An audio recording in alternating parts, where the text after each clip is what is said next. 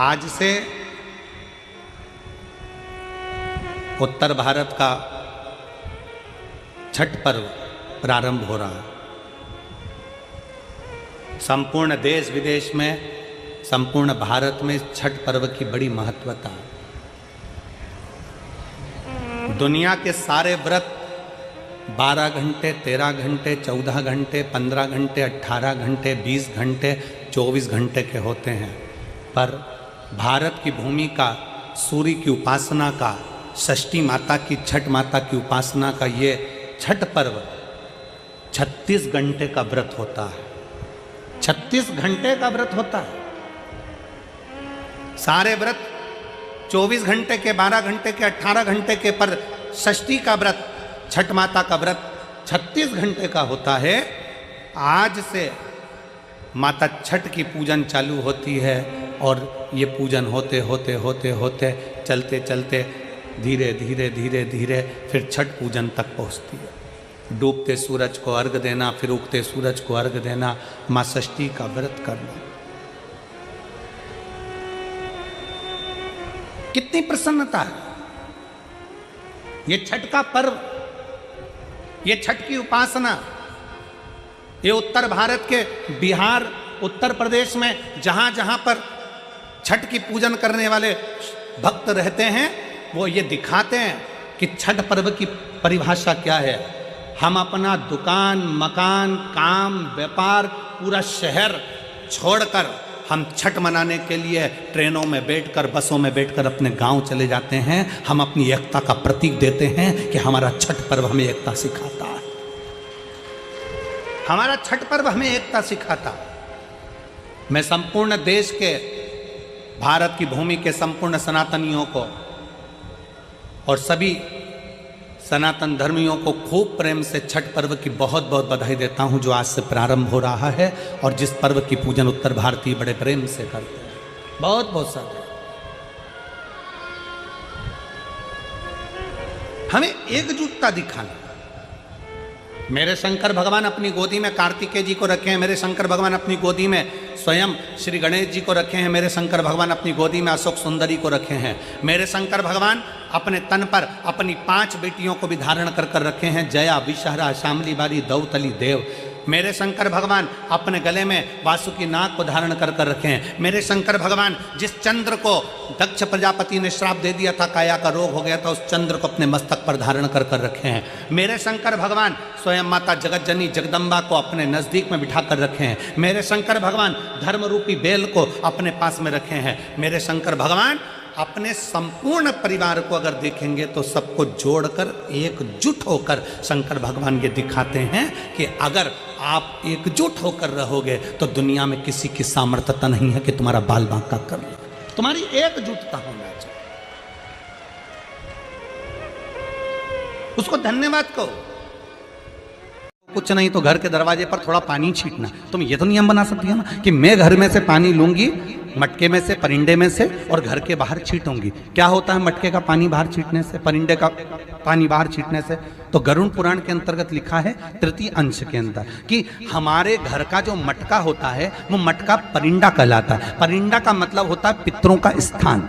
हम उसमें से जब पानी लेकर घर के दरवाजे पर छींटते हैं तो हमारे द्वार पर जितने भी पितर रात्रि भर में आकर भोजन की याचना करते हैं, उस जल से उनकी तृप्ति हो जाती है। तो हमारे पूर्वजों को श्राद्ध पक्ष में पानी देने की भी जरूरत नहीं पड़ती, पिंड देने की भी जरूरत नहीं पड़ती, वो उससे तृप्त हो जाते हैं मात्र जल का सींचन करने से, मात्र जल का सींचन कर देने से।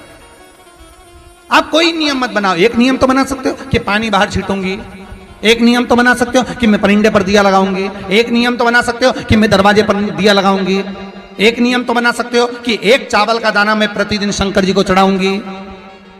ज्यादा नहीं, केवल एक दाना मैं शिव जी को चढ़ाऊंगी। नियम बनाओ, कुछ एक नियम बनाकर चलो, आपकी जिंदगी की सार्थकता उसमें प्राप्त होगी। भगवान सामने आकर खड़े हो जाएंगे, सम्मुख में आकर।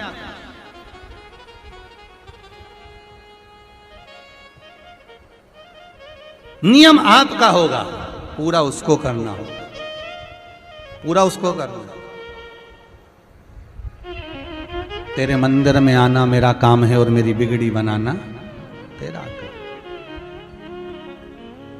जरा जरा सी बात में हम लेकर बैठ जाते हैं, हम अगर ऐसा करेंगे तो 4 लोग क्या कहेंगे, हम ऐसा करेंगे तो 4 लोग क्या। अरे 4 लोग एक ही चीज कहेंगे और वो आखिरी में कहेंगे राम नाम सत्य है, उसके सिवा कुछ नहीं कहेंगे।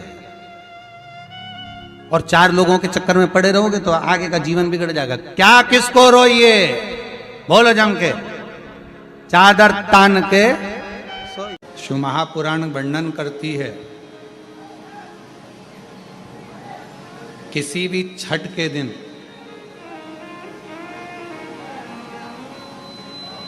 चाहे अंधेरी की छठ हो, चाहे उजाले की छठ हो, किसी भी छठ के दिन अगर षडानंद कार्तिकेय जी महाराज का नाम लेकर 6 बेलपत्र और उस 6 बेलपत्र पर 6 दुर्वा, 6 पुष्प, 6 अक्षत के दाने रखकर षडानंद कार्तिकेय बाबा के स्मरण कर कर शिवलिंग की जो जलाधारी है उस जलाधारी पर जहाँ अशोक सुंदरी का स्थान है उसी के पास में कार्तिकेय जी का स्थान है। किसी भी छठ पर यदि आप बाबा को वो बेलपत्र, वो दुर्वा, वो पुष्प, वो अक्षत का दाना 6 समर्पित करते हैं, किसी भी छठ के दिन, षष्ठी के दिन स्कंद भगवान का नाम लेकर, स्कंदेश्वर बाबा का नाम लेकर, कार्तिकेय बाबा का नाम लेकर यदि समर्पित करते हैं तो जिंदगी में कितना भी कर्जा हो वो कर्जा 3 महीने के अंदर समाप्त होता ही है। कितना भी कर्जा, साथ में आपका परिश्रम, साथ में आपकी मेहनत और आपकी दृढ़ता। क्या होता है, लोग सोचते हैं कि हमने शंकर जी को बेलपत्र समर्पित कर दी तो कर्जा चूकेगा, पर साथ में मेहनत भी करना। अगर आप मानते हैं कि पूरी पूरी कथा का इसमें दुनिया के कई लोग हैं हमारी कथाओं को आधा काटते हैं आधा भेज देते हैं। गुरुजी ने कहा कि बेलपत्र पर शहद लगाकर चढ़ाओ, पर गुरुजी ने साथ में कहा कि रात दिन एक करो, पढ़ाई पूरी करो, आधी बात काट देते आधी बात दिखा देते, पर उसका हमको कोई फर्क नहीं पड़ता है। आग लगे बस्ती में अपन रहो, उसका हमको कोई फर्क नहीं पड़ता, क्योंकि दुनिया का काम है गलत चीजें जनमानस में देना जिससे बदनामी हो, अब शब्द बोले जाए, ताने दिए जाए, गालियां दी जाए, ये दुनिया की रीति है। बहुत आते हैं दिन भर में, कहीं कोई दबाव देने के लिए आता है, हम तुम्हारी बदनामी करेंगे, हमको 1 करोड़ दो, हम ये छब्बा देंगे, हम वहाँ से आएंगे, हम ऐसा कर जाएंगे, हम वैसा कर जाएंगे। बहुत आते, दिन भर का काम है इनका, रोज का यही काम है, हमें ये करो, हमको वो करो।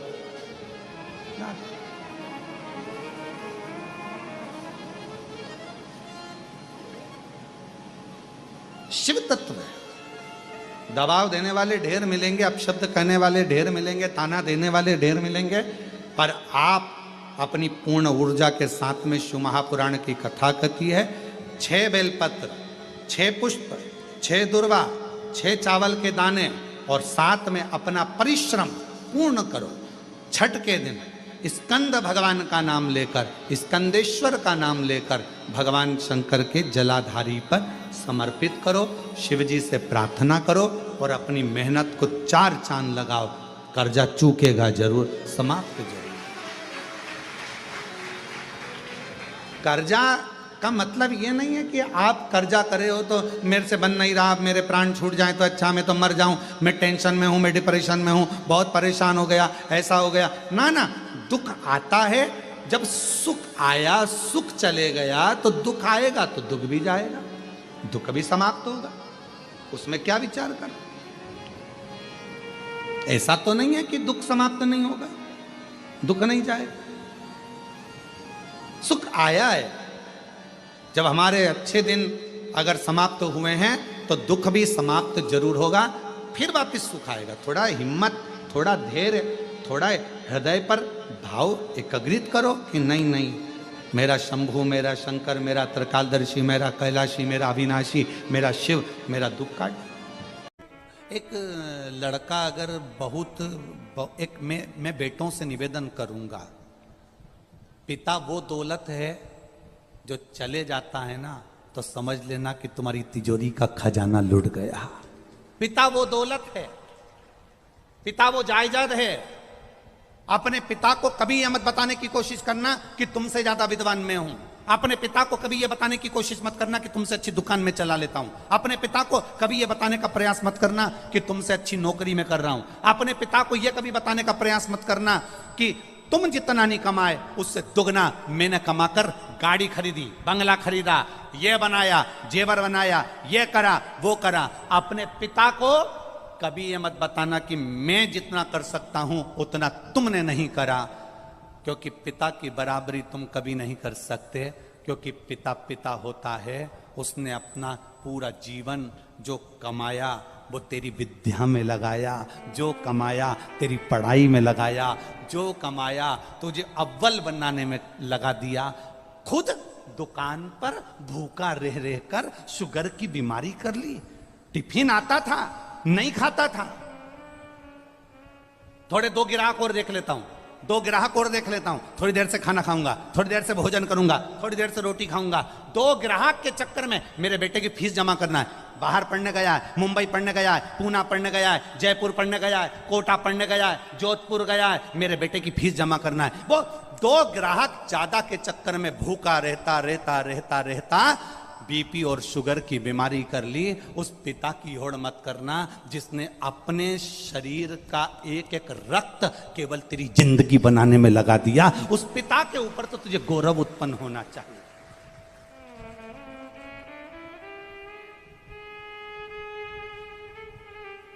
बड़ा दुख होता है जब किसी के मोबाइल पर हम स्टेटस पर देखते हैं ना और वो लिखते हैं my wife my life.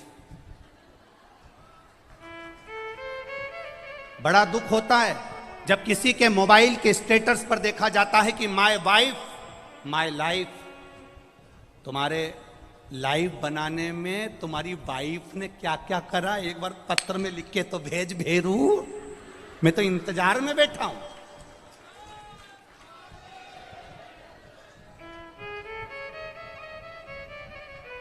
Wife तुम्हारी लाइफ नहीं बनाएगी, वाइफ तुम्हारे बच्चों की लाइफ बनाएगी, ये निश्चित है।